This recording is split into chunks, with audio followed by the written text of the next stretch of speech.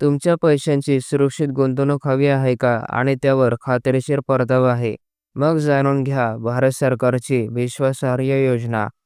पोस्टात मुदत ठेव योजना, जिथे तुम्हाला 7.5% पर्यंत व्याजदर आणि ती रक्कम पूर्णपणे सुरक्षिततेसह वाढते.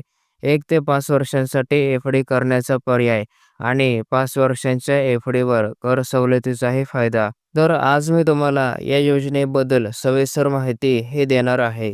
फिक्स्ड डिपॉझिट योजना, जी टाइम डिपॉझिट अकाउंट या नावानेही ओळखली जाते. जर तुम्हाला बँकेपेक्षा जास्त सुरक्षितता आणि खात्रीशीर व्याज हवे असेल, तर पोस्टाची मुदत ठेव योजना म्हणजे एफ-डी योजना तुमच्यासाठी उत्तम पर्याय आहे. पोस्टाची मुदत ठेव योजना म्हणजे एक अशी योजना आहे जिथे तुम्ही ठराविक रक्कम एका निश्चित कालावधीसाठी ठेवता आणि त्यावर ठराविक दराने व्याज मिळते. ही योजना भारत सरकारच्या अंतर्गत चालवली जाते, ज्यामुळे गुंतवणूक पूर्णपणे सुरक्षित आहे. पोस्टात तुम्ही 1 वर्ष, 2 वर्षे, 3 वर्षे किंवा 5 वर्षांसाठी ठेवी करू शकता. व्याज दर खालीलप्रमाणे आहे.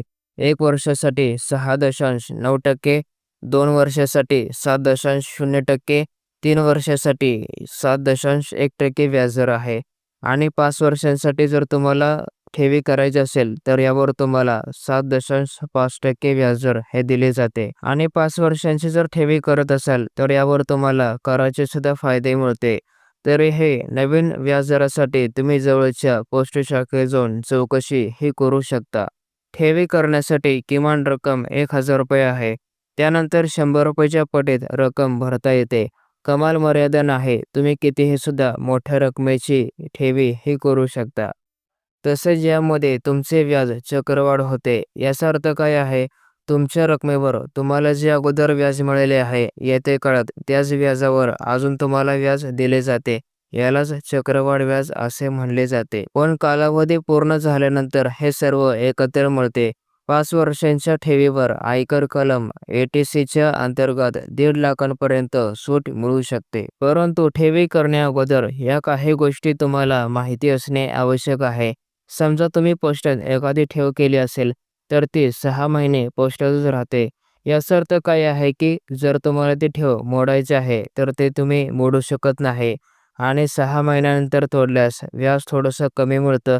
पण 1 वर्षाच्या आधी ठेवी तोडल्यास तुम्हाला व्याज कमी दराने दिलं जातं. तरीही याची अजून अधिकृत माहिती मिळवण्यासाठी तुम्ही शाखेत जाऊन चौकशी करणे हे योग्य ठरेल.